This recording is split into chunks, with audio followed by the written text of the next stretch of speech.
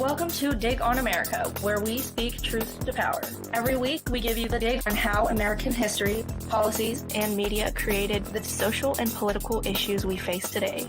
DOA is independent media supported by listeners, but they'll tell you we're just fake news, deep state propaganda, funded by George Soros, the Clinton Foundation, BLM Marxists, and Captain Caveman. Shooter McGavin. Dick Portillo. Tim?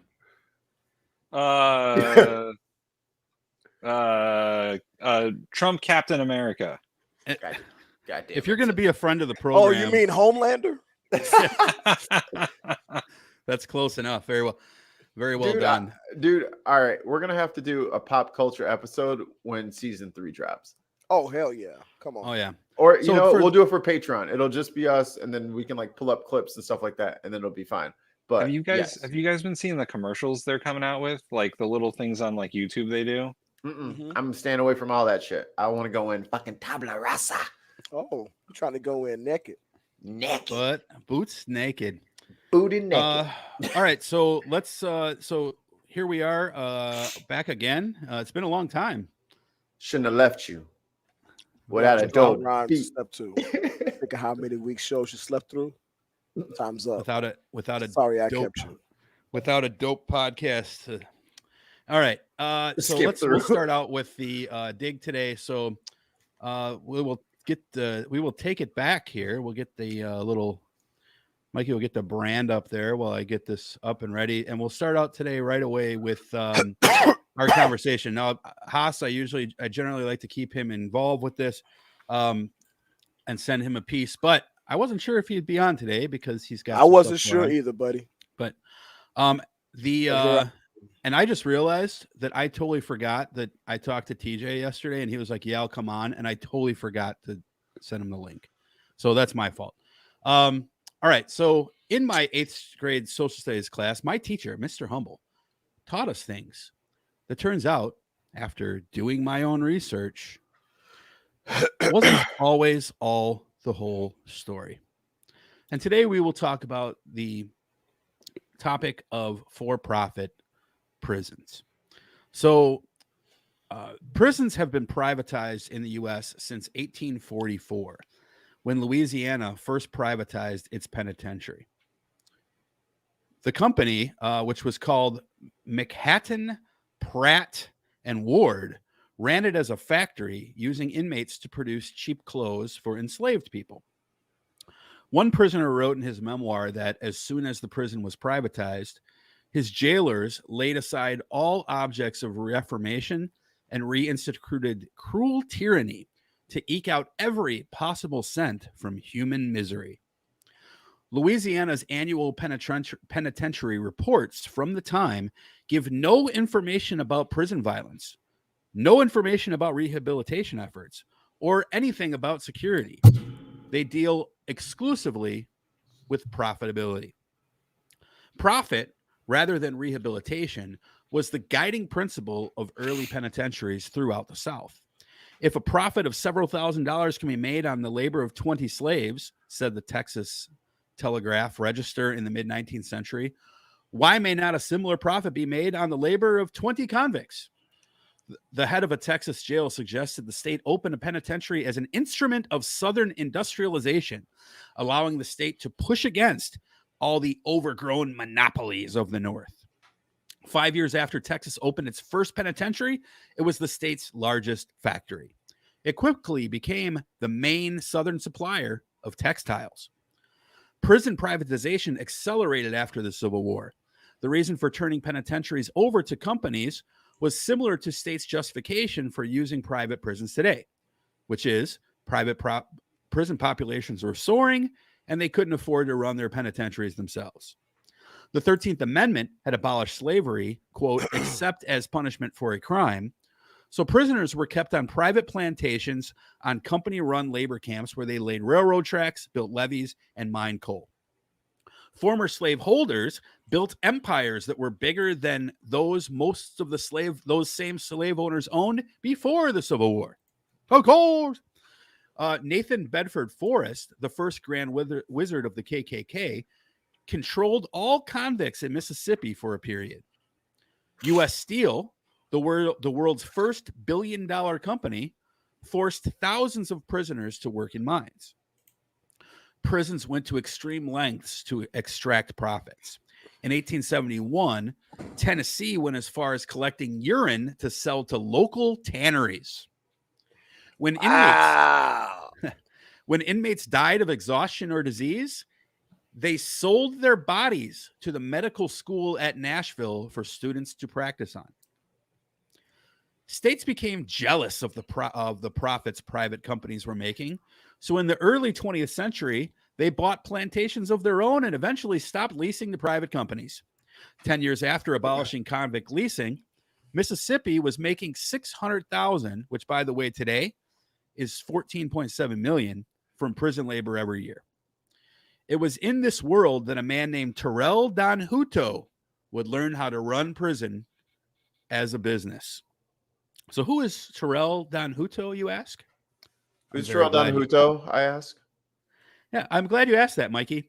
In 1967, a now $1.8 billion private prison corporation known as CoreCivic was formed by Terrell Don Hutto, which was, in fact, a cotton plantation the size of Manhattan.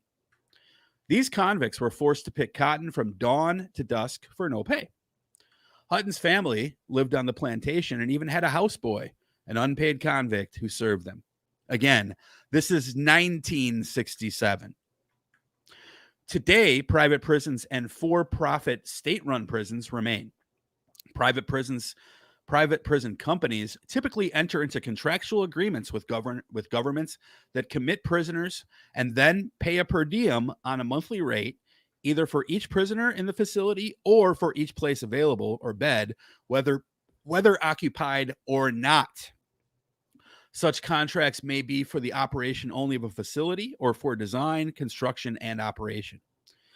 Common practices today include guards who refuse to break up fights, instead only shouting to stop in order to protect them from liability, as well as cutting education programs, medical and psychological care, and focusing on profit rather than rehabilitation.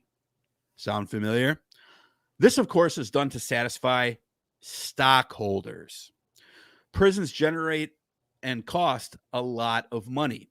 The largest private prison corporation, CoreCivic, and the second largest, GEO Group, collectively manage over half the private prison contracts in the United States, with combined revenues of almost $4 billion in 2015.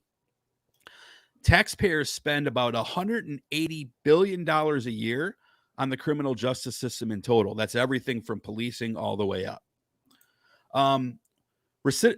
Recidivism rates, how many prisoners, that means how many prisoners are rearrested after release, are not usually considered to measure performance. And that's a huge thing.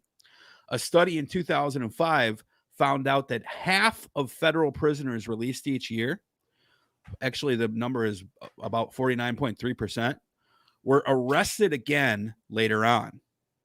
Pennsylvania became one of the first states to offer a financial incentive to corrections facilities that were privately operated and could effectively lower the rearrest rates in 2013, which is a good thing. In order for these facilities to get that bonus, they had to lower the rates to 10% below the baseline. In other words, people were rearrested at a 10% lower rate than what the baseline rate was, and then they'd get that bonus. Together, all 40 of these facilities in the state showed an average of 16.4% reduction in those rates. In January of 2021, newly elected President Joe Biden, issued an executive order to stop the United States Department of Justice from renewing further contracts with private prisons.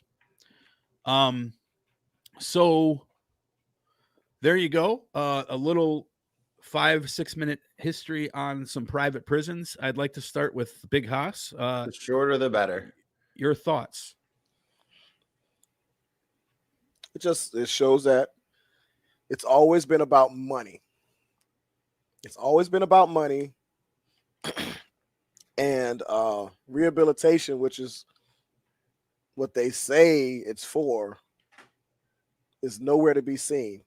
And people want to know how prisoners go into prison and only come out learning how to be better criminals. Right. You know, or a guy goes into prison for, let's just say, a nonviolent offense. And then he comes out and he's a murderous, you know, person with horrible impulse control, anger issues, and things like that. PTSD. Well, there's no services. There's PTSD from being in prison.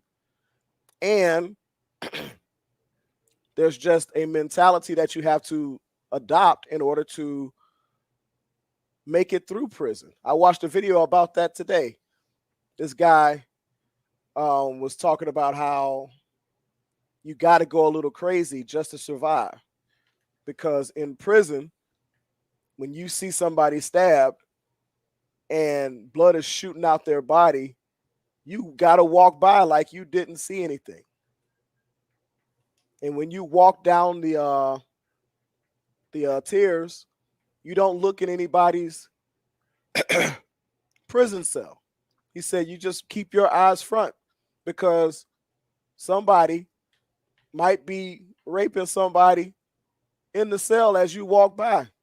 But you keep your eyes front and you don't get in nobody's business because that's how you get shanked. That's how you get killed, you know? And when you're talking, you got visiting time and you're on the phone with somebody who has an uncle in prison, you know, and they're talking about how gangster their uncle is and stuff like that.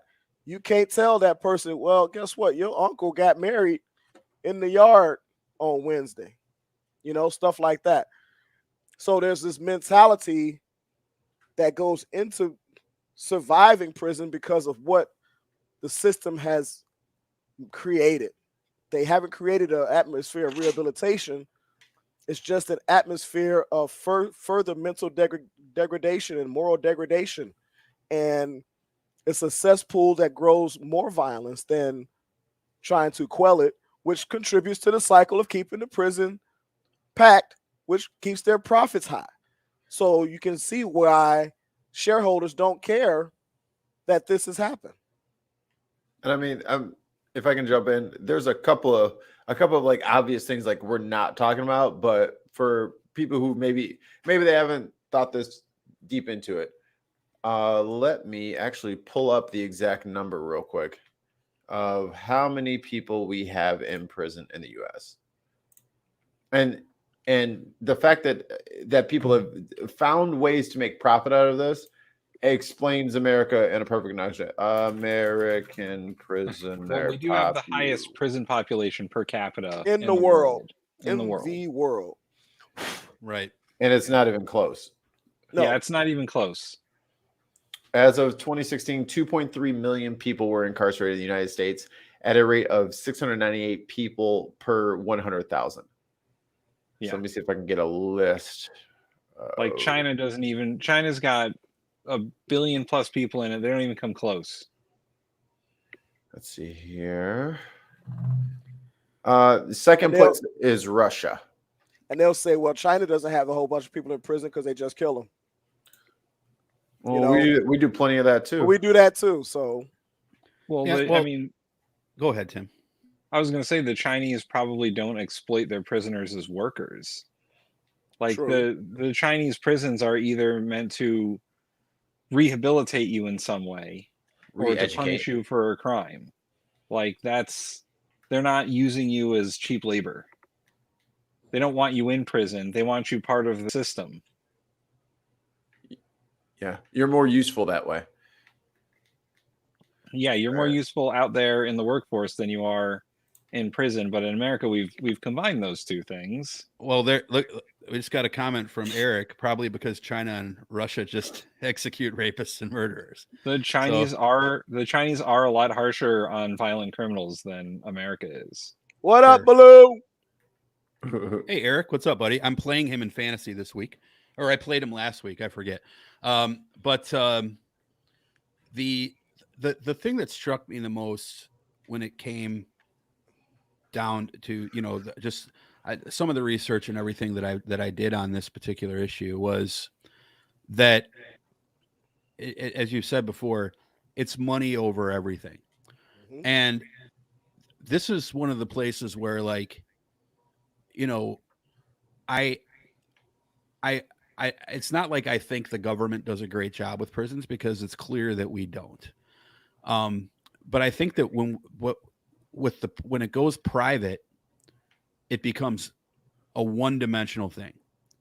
How much are we getting for the stockholders? Are the stockholders going to be happy? And when you are paying for a bed, whether it is occupied or not, it incentivizes the criminal justice system to make sure that they are getting their bang for their buck. Well, it doesn't. I was going to say, it doesn't just incentivize; it corrupts the criminal justice system. It corrupts judges. It corrupts prosecutors. And we've had judges busted for that. Yeah, and I'm not advocating that. I'm not saying the government is responsible for the crimes that people commit. What I am saying, though, is that, and I'm not saying we shouldn't prosecute crimes, but what we don't do in this country very well, and this is not America is alone in this thing. This isn't like only America does this bad. This is done bad globally. America first, dude. Stop talking about everybody else. We got to fix things at home. Right. But ain't that what they say? It absolutely. And you kind of took my fire there, but because I say this all the time, I swore that I've heard we were the greatest country in the world, not just one of the countries. Right. So the thing is that while this might be a problem globally, we have shown in this country and a couple of others, but there's been states in this country, like with Pennsylvania, and there's some programs in California, which are probably underfunded, but still there, where they actually have shown progress in different means of punishment, quote unquote, right? It's kind of like corporal punishment. Some kids spanking works, other kids spanking don't work, right? Mm-hmm. So if you can't just go around spanking every single child because it might not be effective for them. It's the same with sports, right? Like, Haas, if you are coaching a team, you can't just give the same penalty to every single kid in a sporting environment, right? For different people, right? It's and some kids you got to wrap your arm around, and some kids you put a boot up their ass. Is right. And the psychological piece of this is important and often gets dismissed, because the goal should be to put these people back into the general population of society as productive members of society, not turn them into super criminals. They need them to come back. They need to recycle those people for the money. Mikey. And that's kind of like something I wanted us to touch on is it's not just the profiting off the prisoners. It's the fact that we have so many prisoners in the first place, because there are a lot of people who missed a court date. Well, no, that's jail. We're not talking about jail. So you got £1.50 pound a week. Right. So that's what, 3-4 years for what? 5. Weed? For what? Something that's 5 to 10. But if a company does it, it's fine. But you're an individual citizen and you're distributing, so now you deserve all the stuff. But the lines that have been drawn are so arbitrary, and the laws are written in such a way that they don't keep anyone safe. They just kind of set traps for people to fall into. And right. It's those traps that are now have dollar signs attached to it. So, well, you know what? That trap's not working, so we got to make a new trap. We got to make a new trap. And we got to make a new trap. And it's unfortunate that in 2021 we had 3 million people go to prison. That we had a fucking pandemic. I can't believe all of them could not have been murderers. Not all of them. I wonder what is the percentage of people that are in prison for nonviolent offenses? If only I had a machine. And not just white collar embezzlement and stuff like that, but yeah, like Bernie having- Madoff belonged in prison, right? Like we're not saying that he didn't, but someone who like stole, let's say I'll just make it. Let's say you worked at Lowe's, and you did something stupid, and you decided to steal a couple of lawnmowers, right? Let's say you stole like a pallet of goods or something like that. All right, so yeah, you stole. You're gonna lose your job. Sending that person to prison for 2 years for, you know, or something like that, I'm not sure how that's going to rehabilitate that person when it just exposes them to people who are in other people who are put into that corrupt system, and then cumulatively people get worse more often than they get better. We have a couple of good comments. I'll let there's one place where we probably agree with Flow State. I'll read this one, and then there's one from Eric. Flow State said, if the government guarantees to put X number of people in prison in order to get the private prison to build the facility, you literally have government selling its citizens to private entities. I agree. Which is exactly why I'm glad that President Biden said we are going to phase that out. So Flow State, thanks for supporting Biden on that. From behind the comment, Tim, go ahead. We can't see you, but we can hear you. Okay. The way we treat people on parole. Who's the comment from? It's from Eric Parfit. Ooh, that's dyslexia. The way we treat people on parole is ridiculous. I know a kid on house arrest due to a non-violent crime. He can't get a job because he's on house arrest, but he can't get off of house arrest because they keep moving his court date about 10 times. I'm sure if he were white, his court date would have come and gone, and he'd be able to attempt to get a job. Shocking. I didn't say it. Shocking. You notice how I purposely stayed away from that whole thing there.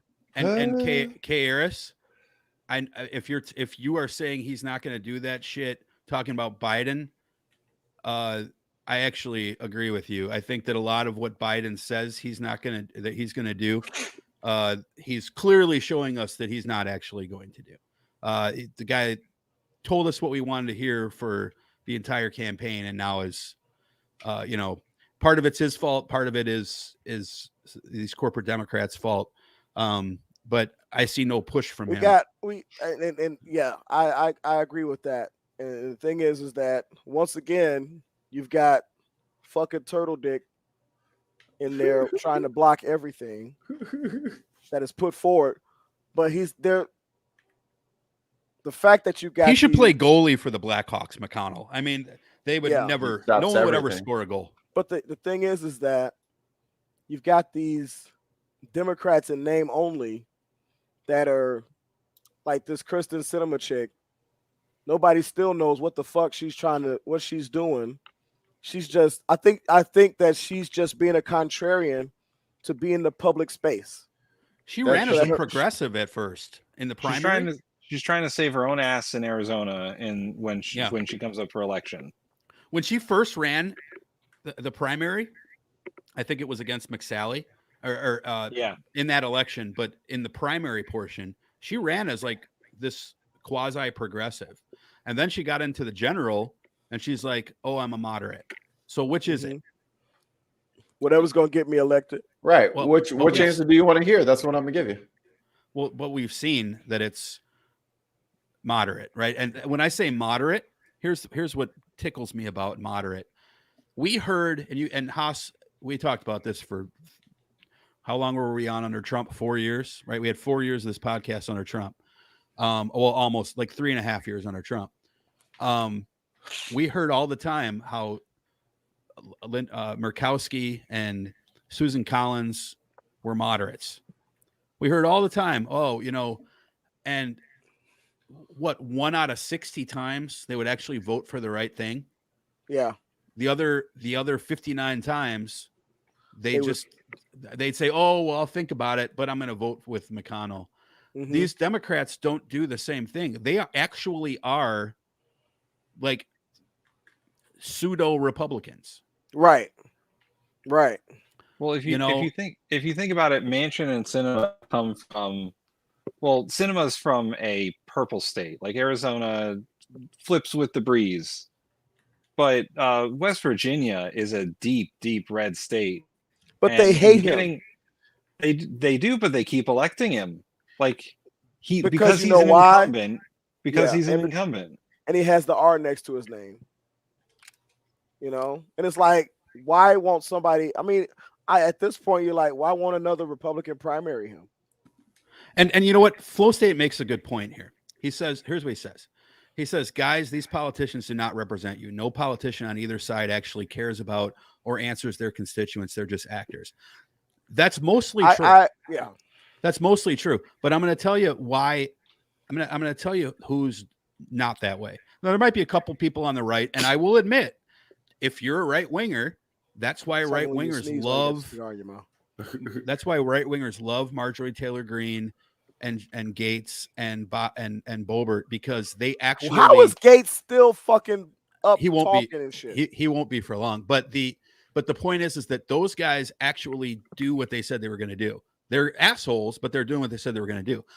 The crazy thing is, though, on the left, the Squad, you know, a lot of these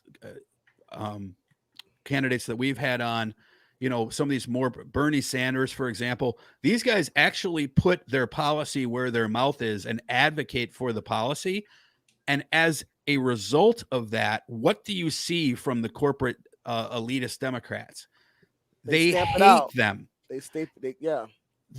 When they run for re-election, they try to put up moderates, quote unquote, more Joe Manchins, up against them, because they're friends with their beloved corporate donors. They always are trying to sabotage. That is why we need corporate money out of politics and the tax of churches. There, I said. Thank you. I was just about to say. Got to get corporate money out of politics. Good luck with getting corporate money out of. Corporate money in politics is basically codified in law at this point. I know, but I'm saying they need to overturn that shit. There have been 5 Supreme Get Court rid of cases. Citizens United. No, not just Citizens United. There have been 5 Supreme Court cases that have codified corporate money in politics as a thing that is American and free speech. Let's get new people on the Supreme Court. That's starting with getting Clarence Thomas bitch ass out of there. Term limits in the Supreme Court for one. And honestly, I've never met a conservative who didn't agree with that statement. They all agree. Let's put for different reasons, but they all agree. Let's put term limits on SCOTUS. But the but circling back into the for-profit prisons, Haas, Mikey, and Tim, let's go around the horn in that order, and then we'll close this part out. What would you like to see? The one thing that you would change if you were in charge from each of you about our so-called rehabilitation system? I disagree with the premise. We have a retributive system of justice. We don't have a restorative. Like, we're not actually trying to fix people or make victims feel whole, make them feel like a sense of justice. Because if you look at any of like I have friends in Scandinavia, you guys know them. Their way of doing things is so different. So different. Like, a prison is literally like a dorm for most people, and it's just, you're just kind of separated for society. You're gone for whatever the amount of time. All of the sentencing is super short, and then they're out.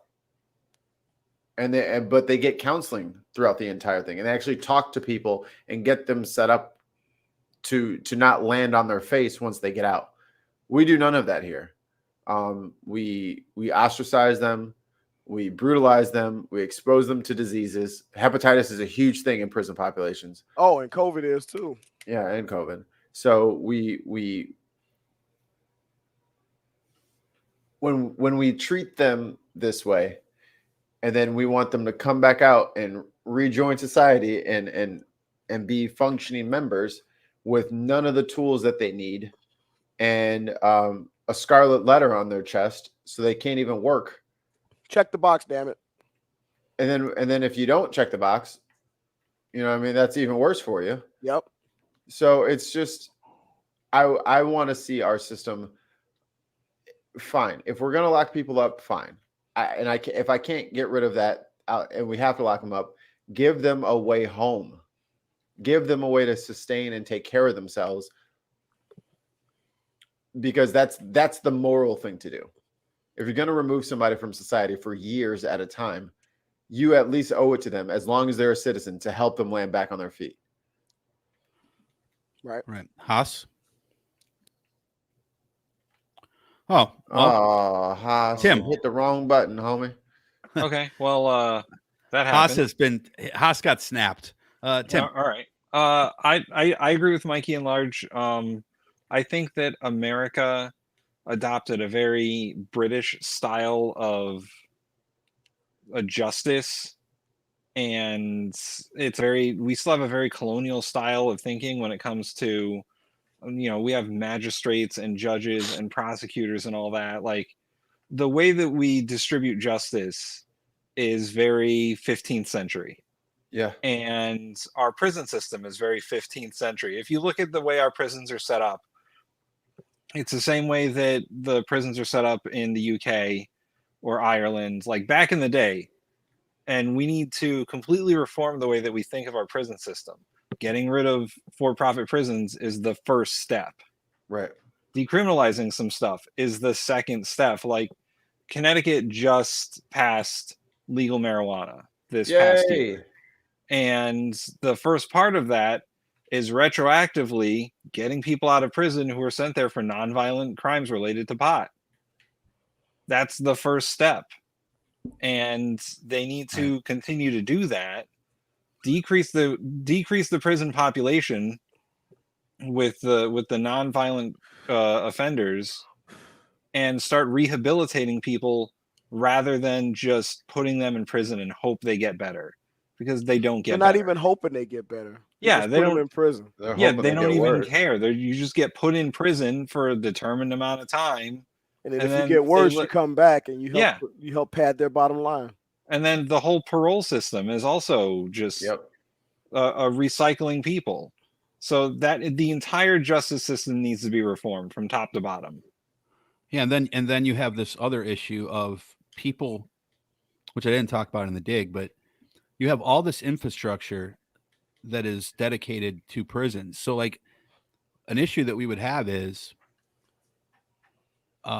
if we come up with other ways to, I'll use the word penalize people, other punishments for crimes, and which of course we should there should be repercussions for actions, right? There should be, laws.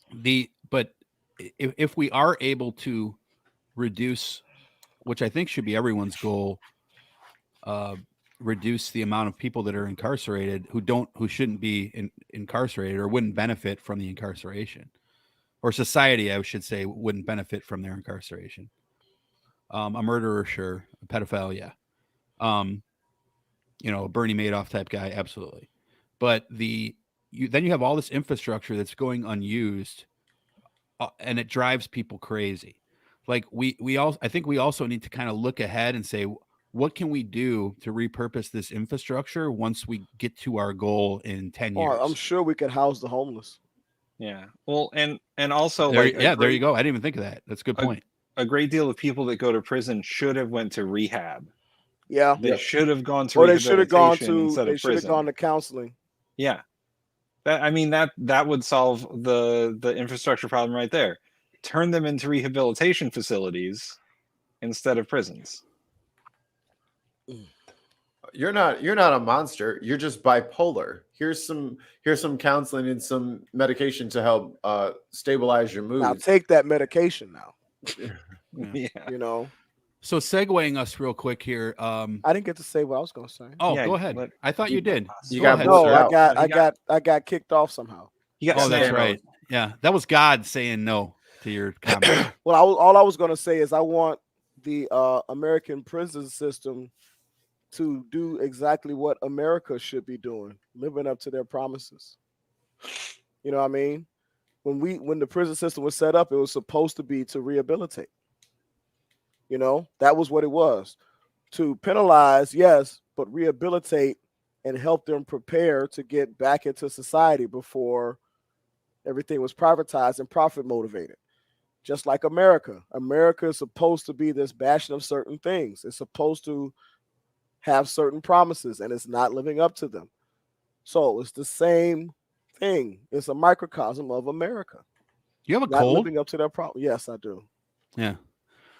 You got your mask on. Put your mask on. I don't want to get sick. I got my booster last week, bro. I'm good. All right. So my daughter got us all sick. Oh, you got a booster already? Booster and flu shot. Oh, okay.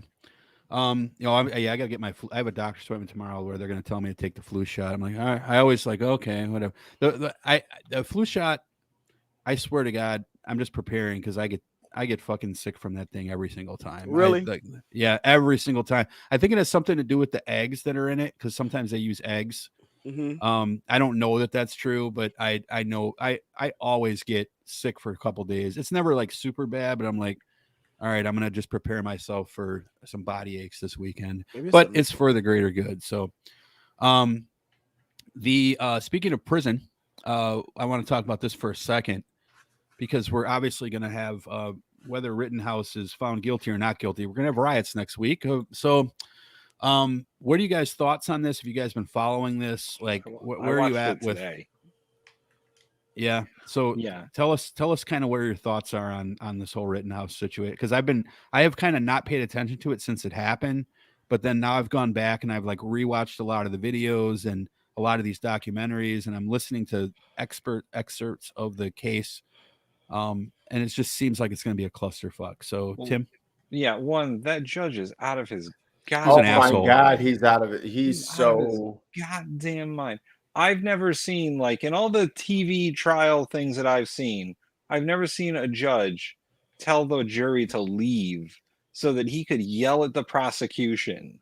Well, that was actually that should have happened. Yeah. Even if we don't like Kyle Rittenhouse, or I can't believe I fucking said that little shitbag's name. Even if we don't believe that shitbag McGillicuddy deserves a fair trial, he does. And if the judge tells the defense or the prosecutor, I don't want this piece of evidence in my courtroom, that's what it is. Yeah. You cannot break that, because what ends up happening is you're gonna force a mistrial, and he's gonna walk. And the prosecution is not doing themselves any favors by fucking up like that. And their witnesses have not been great. Like his cross-examination of said fuckbag has not been great either. It seems oddly inept, don't you think? And I've heard that he seems odd that the prosecution would be so inept. No, but that's just it. He tried some prosecutor tricks, including saying, like, what was it? It was the social media post from fuckbag from right after or right before the incident, right? Yeah. And the judge said, I don't want that in front of the fucking Why? jury. Because the judge did not feel that was pertinent to the case. Good, bad, or indifferent. That's what the judge decided, right? But that's what we're talking about, the judge being out of his fucking gourd. I get you, but that's not the point I'm trying to make right now. What I'm saying is the prosecutor tried what a lot of prosecutors do. Like, don't think of just fuckbag, but think about your homeboys, where that is prosecutorial misconduct. Right. You can't do that. So they are trying the same old tricks that they do on the normal people on him, because they showed that stuff and they introduced that stuff, even though the judge said don't do that. So, but they tried it anyway, and they're like, "Oh, well, I'll just take a tongue lashing for it." Right, and Rittenhouse deserves, like, every American. We don't like the guy. We know the psychology of why he was there. That's the thing. It's like a lot of people don't. They think, oh, he was just trying to protect people. No, we understand precisely what the psychology of what he was there for. How are you going to be a medic and all you got in your little fucking knapsack is some fucking gauze? Well, how are you going to be a medic? Shoot someone, have your medic bag, stand an inch from him and just stare at him, and then call your friend and run away instead of actually using your medic bag. Well, and Right. there was Like one we would part have. where- I'm sorry, Tim, but Yeah. but we would have a completely different situation if Rittenhouse had shot Rosenbaum, who we know. Okay, look, Rosenbaum had psychological issues up the ass, right? Like there's no Doesn't debate matter. about that. And right, I'm not. Then I'm why not did you bring saying it that up? it matters. Objection, Your Honor. I No, want that no, stricken no, from the he- record. He's trying to defame Incorrect. the death. I No, second that he is- emotion, I'm not. A fact is a fact. Okay, Rosenbaum. sustained. but it doesn't Thank matter. you. Relevance, Your Honor. The relevance is that he had psychological issues. Like So he walked deserved to up be shot, Your Honor. No, nobody's saying that. So you're trying to play a game right now. So the point of the matter is that regardless of the fact of that he is good, bad, or indifferent, Rosenbaum, he is a human being. And if you were there running around saying friendly, friendly, friendly, medic, medic, medic the entire time, and then someone, let's just say that he was right. That let's take Rittenhouse's point of view completely all the way his way, and say that he let's say Rosenbaum attacked him and Rittenhouse shot him in self-defense.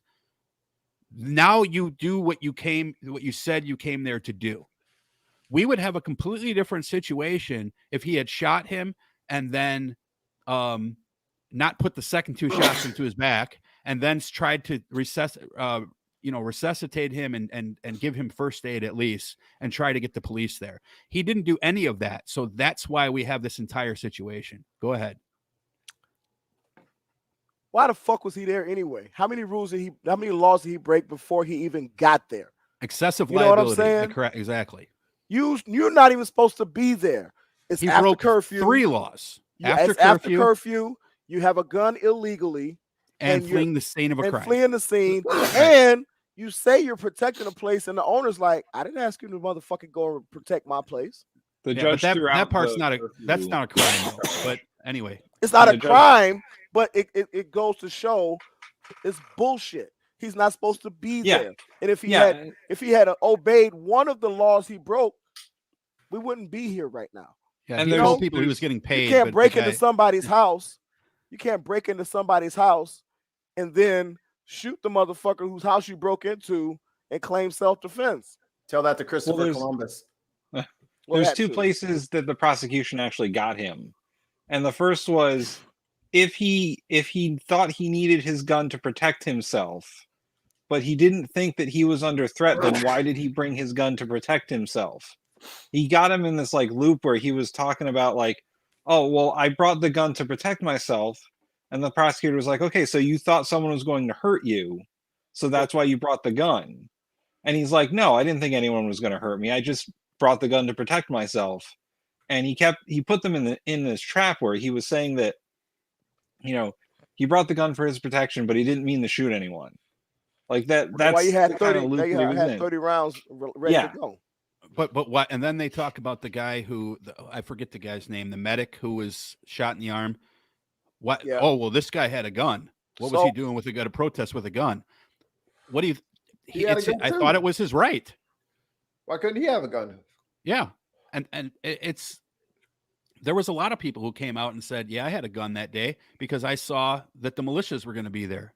So the militias, literally, by bringing guns into the situation, brought more guns into the situation. Right, because they mistakenly think that folk don't have guns that are not conservative. And they also thinking, mistakenly think that they're trained because clearly Rittenhouse was not trained. That No. he did not behave like someone who is trained in any type of capacity. He also couldn't legally possess that gun. Right, and Yeah. people forget that that was literally a straw purchase. Yeah, And he explained it in court as a straw purchase, which is crazy. Our gun laws are insane. You know, and the fact that he was across state lines in Yes. a different state. yes. Now I get it. It's 25 minutes away. Rico. Got it. But state lines exist for a reason. They need to Right, Rico so- all them boys. All the boys that he was with, that's Rico. One of the guys he was with, a Boogaloo guy. Yep. I was watching an interview with him. He said something really astonishing. He said that the kid who had the skateboard, that kid he said that kid is a fucking hero. This is one of the guys with a gun, one of the militia. He's like, that kid earned a good death. He died a hero. Don't nobody care about that shit. But like, I actually agree with that statement. I think the kid is absolutely heroic.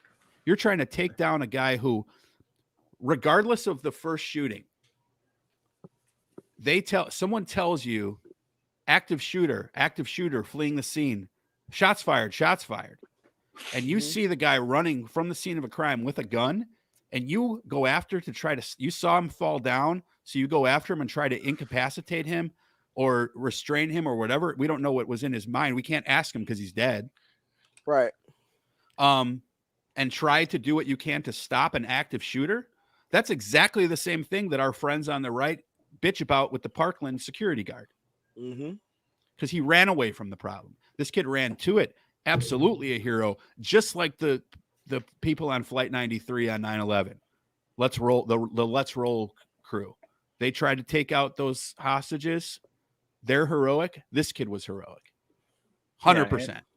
And another thing that in what's his fuckbag's own testimony when he was talking to his lawyer initially, he said that there was no friction between the militia and the protesters. But then when the prosecution played back a video showing the obvious, they were just pissing each other off all night. They were like, so there was no friction. So then why were you shouting at them? Why were you going out there? Why were you leaving the property that you were supposed to be protecting? Right. Instead of engaging with the talk protesters. shit. Yeah. Will you address that comment? Address that comment, Tim? I left a chat on Discord before I came here where everyone was praising the restraint and control under pressure. I almost lost it. That is from Kevin Kaus. I'll say that last name. Kevin Chaos. Soliloquy of Chaos, Gangstar. Your thoughts, or any of your thoughts on that comment? You know something? Here's the thing. Restraint. Did he show restraint and control under pressure? Hey, to people who want to defend his actions, yes, they grasp at anything they can to defend his actions. My thing is this: like my mama used to tell me, if don't nothing good happen after 12 o'clock in the morning, right? Ain't nothing open but hospitals and legs. That's what she used to say. So guess what? Don't if you feel like you need a gun to go to a place and you're purposely inserting yourself into a situation, you're gonna illegally get a gun, transport it across state lines, be out after curfew, be part of an agitational force against the protesters by going out there and talking shit and puffing your chest out because you got a piece of steel strapped to your back. You shouldn't have been there. And that's the thing. That's the first domino. So it's like none of this would happen if you fucking obeyed the law. What do they say all the time? Law and order. Law and order. If you just obeyed the law, he'd be alive today. If he had just obeyed the law, those two people would be alive today. And he wouldn't be sitting in a courtroom. Right. He'd be out beating up some other girl. The thing is this. Right. And this is why the beating. They love to do that with George Floyd. They still love him. They still want to talk about. And that George Floyd did drugs. Yeah. Oh, but Kyle Rittenhouse beat up a girl. Yeah, but he was picking on his sister. Oh, so that's the barometer now. Mm-hmm. So that's the complexion for the protection, man. That's the why didn't you lead with that? I didn't know that the girl was mean. Yeah. Now it's okay. It wasn't just a girl. It was a Karen. He beat up a Karen.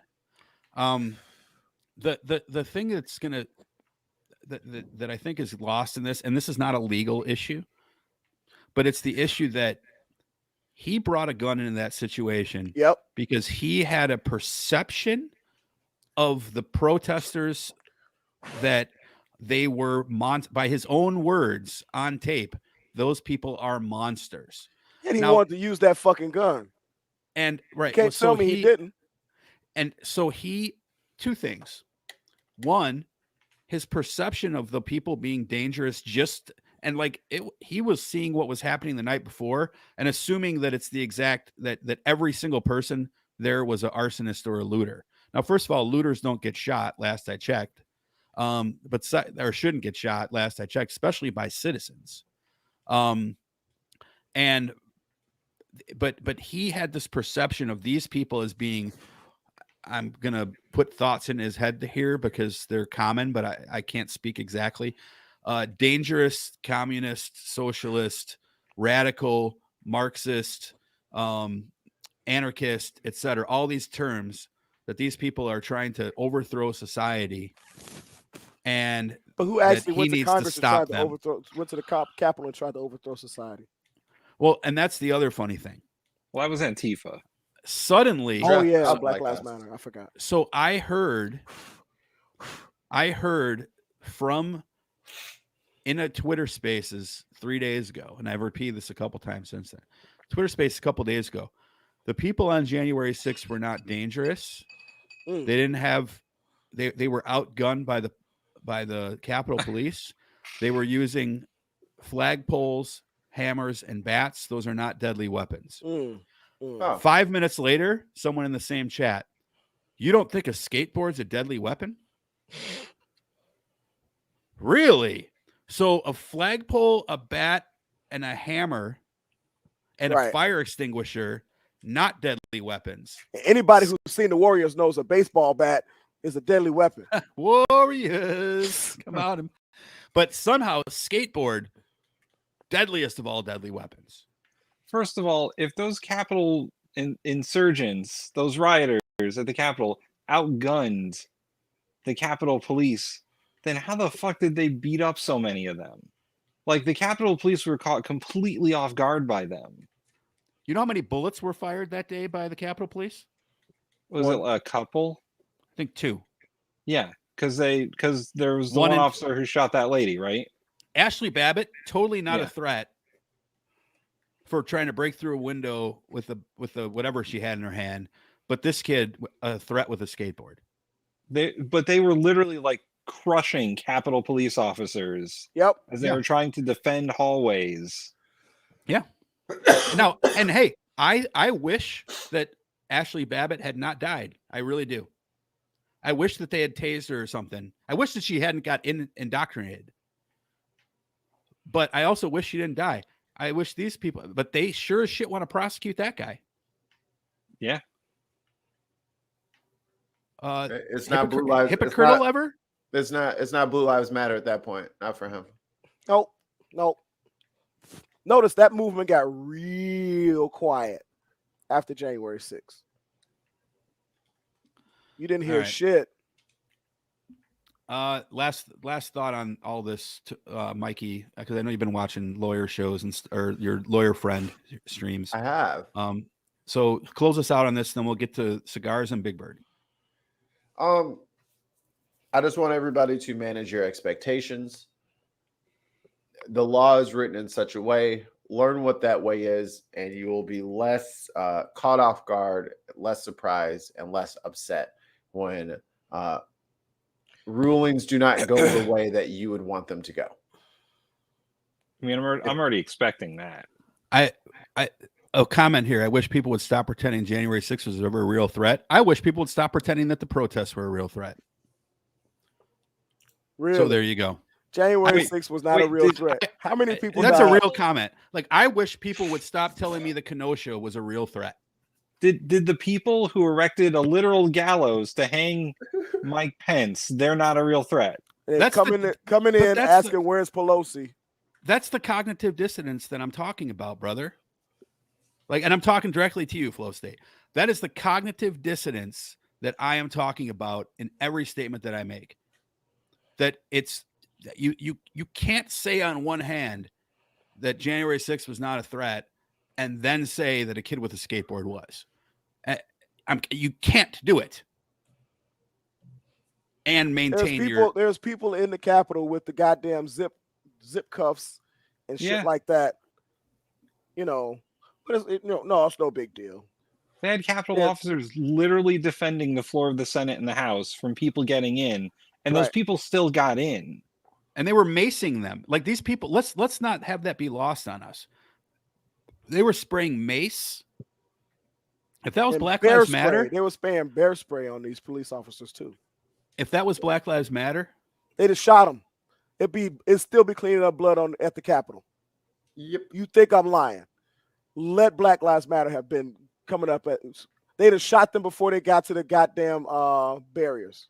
Well, just like, I mean, when they were doing the Freedom Summer shit and they were marching in DC in the summer, there was 8 rows of National Guardsmen on the steps.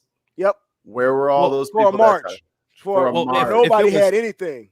If it was Black Lives Matter, though, none of this would have happened because there would have been the army there. The whole army would have showed up. It would have been a drone strike. Oh, yeah. So the DC National Guard would have been there in a heartbeat. They would have been there before the Black Lives Matter people. Yep, just like they were last time. That's what they were there over the summer when Black Lives Matter had the march. Like Mikey said, 8 rows deep. They came deep, and people try to act like this doesn't matter and like we're just making stuff up. This doesn't exist. Those people on January 6th exercised their greatest privilege because guess what? They knew them cops were not going to have a bloodbath of white folk on the Capitol steps. Nope. They knew that. They knew in there, they might not have said it. They might not have even known it consciously, but they knew we're white. The cops are not going to treat us like they treat them. We can get in. Plus, a few members of Congress already told us how to get in. Yeah, and where somebody opened the back door for us. Where was the Proud Boys and the Boogaloos and the Oath Keepers and all the Rittenhouse people? Where were they after the Capitol got attacked? How come they didn't go there to clean it up like they did Kenosha City Hall? Oh, I have an answer to that. It's because they were part of the fucking riot. It's because they were there in military formation trying to get into the goddamn Capitol. Yeah, the Oath Keepers are something else, man. They're something else. They're a few steps above those other groups. This is about to be y'all problem. Boogaloos are just weirdos, but anyway. I'm going straight to Canada. This is about to be y'all problem. There's Canadian Boogaloos Okay, too. Martin Luther King. Holla holla. Return of the King. Yeah, and by the way, speaking of Martin Luther King, did you see that Aaron Rodgers, when he went on that podcast, he evoked the name of Martin Luther King when it came to him not getting... fuck asses do. As all fuck asses do. They cherry pick a fucking goddamn quote or some shit. I'm just you sound so stupid. I would just like to address flow state for a second. I am not 100% wrong. Have you seen any videos of January 6th? The Proud Boys and the Oath Keepers are front and center on that shit. Yeah, they're front and center. Yeah, there's not only just evidence. Pictures. There's like an hour video by the Post, the Washington Post, who last I checked. Oh, that's a deep fake. That's fake a deep news. fake. That's fake a deep news. fake. The Washington Post? Yeah, the Post is like one of the more far right newspapers there is. They're not up there with the Examiner, but not in this case. They're definitely not the New York Times. They must have been co-opted. They got corrupted. Yeah, by you're right. They deep faked it. Like what's her face in The Boys? Stormfront. Yeah, it was all deep fakes. Everything was all deep fakes. I do agree with tons of mice, though. I am 100% cheese. They say we weren't there, but they have pictures of the leader of the Proud Boys literally there. He got arrested. Yeah, he wasn't there though. No, he wasn't there. That wasn't him. That wasn't him. That was the guy in Afghanistan. That was a double. That was the Manchurian Candidate. That was the guy in Afghanistan with the balloon plane. All right, so let's get to you want to do your humidor right now, or you want to do because I got to jump off. Welcome to the humidor with Big Haas. Find out what Haas is puffing and drinking tonight. If you try his suggestion and you die, that is natural selection. And the TOA Baby? podcast is not responsible for you being weak fucking sauce. So now, the one, the only, Big Haas.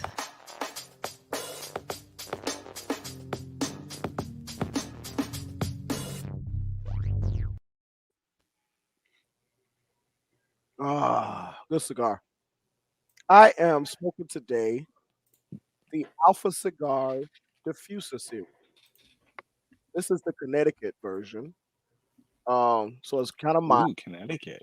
Mhm. He said, "Ooh." And also, thank you, Jenna, for that intro. I love it. I close my eyes. I pretend that you're whispering in my ear. Anyway, Where are Yeah. you, Jenna? APB. Yeah. I'll send a raven. Go send a raven. Yeah.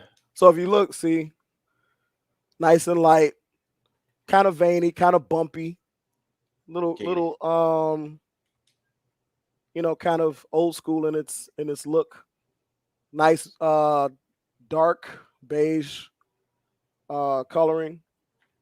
It's really mild, really mild. It's like I'm drinking tea with it, and I had a little wine just to kind of contrast.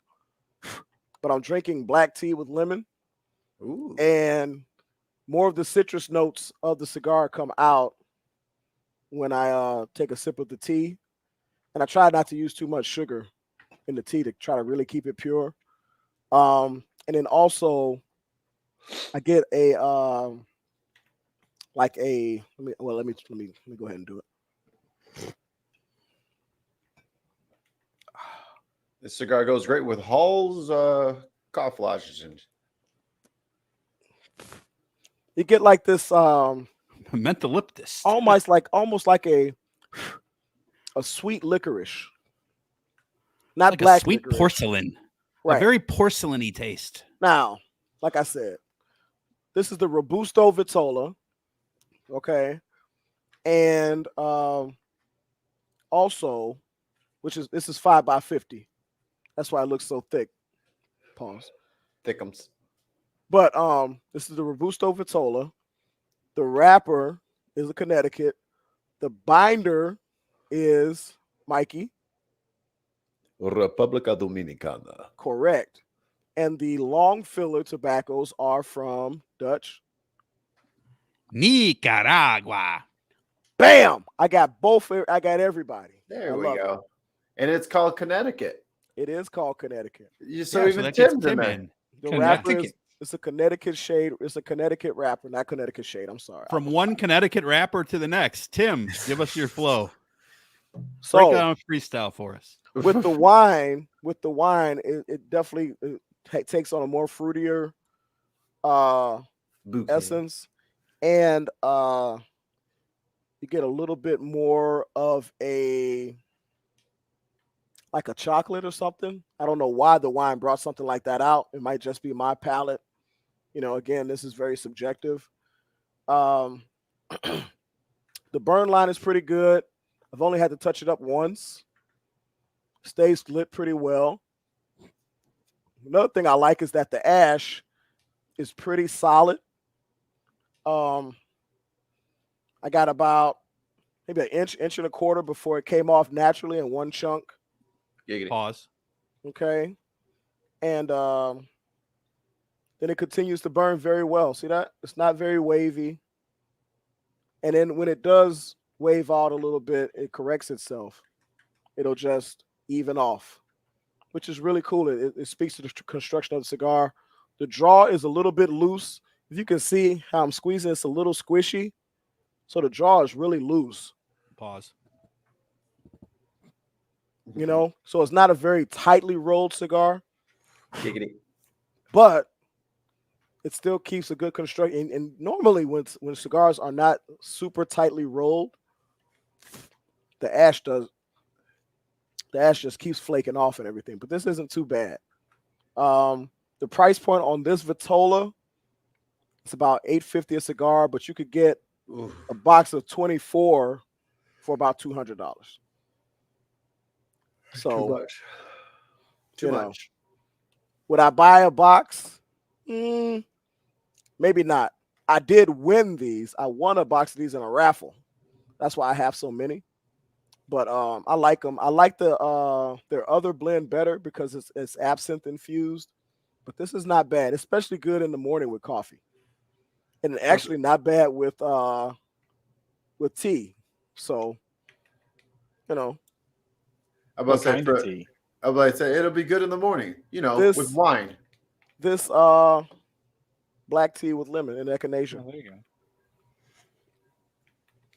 And I've been drinking tea because, as you can hear, I'm a little Jadakiss today. I'm a little raspy. You're a little horse, a miniature horse. Yeah, little horse. Oh, look who it is. Oh, geez. But on a leaf-o-meter, for why I would smoke this cigar, I'm going to give it a 4.3. Just because it's way milder than I would normally smoke, but it's a good breakfast cigar. So it keeps me from smoking some of my more have it with your golden higher, grams. Higher price point. Yeah, what cereal pairs best with a cigar? Ooh, you know what's good? You know what's good? Oh God, there's an actual answer. Cinnamon Toast Crunch. Ooh. Honey Nut Cheerios. And are y'all part of the conspiracy theory that keeps promoting the message that that's a good cereal? What? Honey Nut Cheerios? That is fucking garbage, dude. I love Honey Nut Cheerios. It's the worst fucking cereal. No. It's got no honey and no nuts. No. Crackling Oat Bran is the worst cereal. Crackling Oat Bran is the worst cereal. At least that's got some crunch to it. I mean, Crackling Oat Bran is basically tree bark with milk in it. You just eat little cardboard wafers when you eat Honey Nut Cheerios. It don't taste like shit. Okay, that's for you. That's you. That's for me. No one cares about your bias against or bias for Honey Nut Cheerios, Haas. We just dashed on yourself there. All I right, did. so let's get into and you gave us a rating already, right? What was 4.3? 4.3. Okay, it's a good cigar. It's an okay price point. It's a great breakfast cigar, or if you're part of a complete golfing, because it's a nice slow burn. We've been on for 2 hours, and I still got maybe 1.25 inches of cigar left. So it's a great cigar for golf because it's not going to get you too heady because of the strength of it. So you can smoke it and drink your beer. Can you hit a ball off the tee with it? Yeah, because I told you the ash is really solid. There you go. I'll give you some solid ash. All right, I'm gonna jump off. No Big Bird for you. Screw you. Not today. I got it. Early I'm always, to leave. I'm always. You're like a Dodgers fan. I'm always late to come, buddy. Yeah, they show up in the 4th inning and leave in the 5th. So I'm sleeping in the morning, big house. All right. I had a Let shitty me know week. when you're ready to get back in. Yeah, for sure. All right, later. All right, so let's watch this little video, and then we'll get the hell up out of here. So here we go. Credit to Trevor Noah for this one. Oh, we're definitely getting taken down. Well, Comedy Central is going to be on our ass so fast. Oh, yeah. Oh, hold on. I shared it without the I shared it without the sound again. I do that every single time. How come I can't do it? Hold on, let's try this one more time here. Share screen, share audio. Click tab, Dutch, you stupid ass. All right, here we go. This is actually pretty hilarious. I wish Oz would have stayed on for this. Thank you guys for watching Dig on America. We'll have to make a new channel pretty soon here. All right. To make him as big and delicious as possible when they eventually eat him. Because that's going to happen, people. Only a matter of time. And that's going to be the worst Thanksgiving episode of all time. I mean, I will say, though, Big Bird getting vaccinated is not an effective way to convince people to get the shot. If they really want to convince kids, they should have killed one of the Sesame Street characters with COVID. Yeah, kids remember that shit. Count should be there on his deathbed like, the vaccine could have saved me, but it's too late now. How many regrets do I have? 1 regret. 2 regrets. And opposing an equally important opinion, please welcome independent thinking. All right, so this is It's been the nice part knowing you here. guys.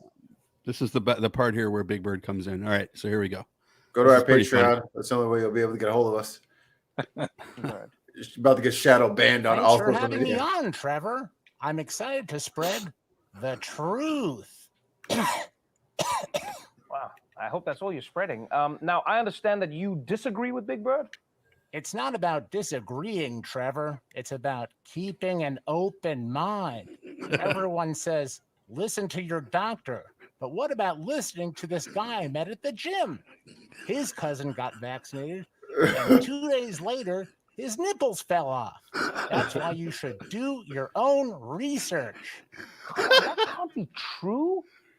And also, I assume that means you're not vaccinated? I still have my nipples, don't I? I can't tell. Are you vaccinated or not? Even better, I'm immunized. That means I use alternative medicine, so I'm safe from disease Hold on, pause that. and big pharma. Pause that real quick. Pause that real quick. And I want you guys to use this in your day-to-day life. You know what they call alternative medicine that reliably works? Medicine? Medicine. It's not alternative medicine if it works. It's only alternative medicine if you think it works. But I digress. Oh, jeez. All right. This guy's so funny.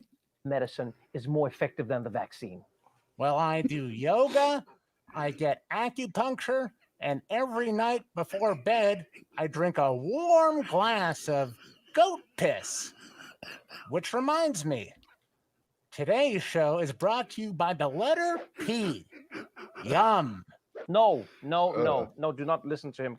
Nobody drink pee, please. Sounds like Trevor's part of the cancel culture woke mob.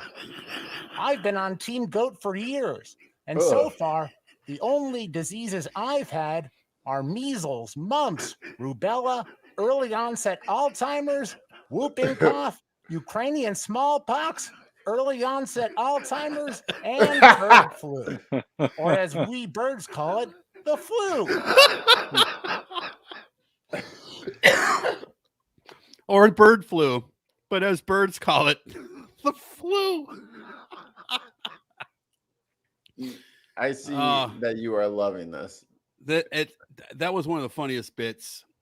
I watch Trevor Noah like every week. That's got to be one of the funniest bits that I've seen on there. That's hilarious. Kiara says Trevor Noah won't have you taken down unless you try to show his stand-up bit where he mocked striking minors getting gunned down in San Antonio. But all right. So end that on a fun note. Do we get new shirts? I don't know. Do you want a new shirt? They're on the website. And of course, they're on many. Our shirts are on many websites now. Just make sure that you're finding them at the right place. Motherfuckers can't have nothing without motherfuckers stealing our shit. Yeah, Haas didn't even get to see that part. So, all right. So Tim, what do you got going on before we take off? I actually got like nothing going on right now. Election's over, so I lost that. The food trucks, it's November, so there's not much food truck stuff going on. I'm just finishing my thesis and graduating, and that's all I got till December. Oh, and Bill Lamond. There you go. Again, I put you in touch with Quantal. I believe you should be able to get the cotton shirts from him. T-Public does not have all cotton. They're 80-20. But I can reiterate that conversation with Quantal if you like. So Tim's got nothing going on. Mikey's got nothing going on. I got nothing going on except a 5 a.m. dentist appointment with my son. So with that, yeah, my autistic son, 5 a.m. dentist appointment. No, it's going to be a joy to be there holding him down. I'll check that out for you, Bill. So thanks everybody who joined into the show. Mikey, take us home with our little spiel. Give us your money on Patreon, please and thank you. I also don't feel well, so We're appreciative to everyone who's a Patreon supporter. Tell your friends about us. They need to know. Patreon.com/DigOnAmerica. Give us that. Give us all your money. Give us your Bezos bucks, your whatever checks from that shill dude. Your Biden Yang dollars, your Yang bucks. Oh, they're freedom dollars. I remember. No, your PlayStation coins. Your Soros bucks. Give us your Soros bucks. All of your Dogecoin. Yes. Yeah. Donate all your Dogecoin. Has Soros' check come in yet? We're still waiting. I keep checking the mailbox. I don't even know why anymore. It's in there with my white privilege check. We're both coming the same day. And on Wait, that there's a white privilege check? And on that bombshell, good night. You've never heard that before?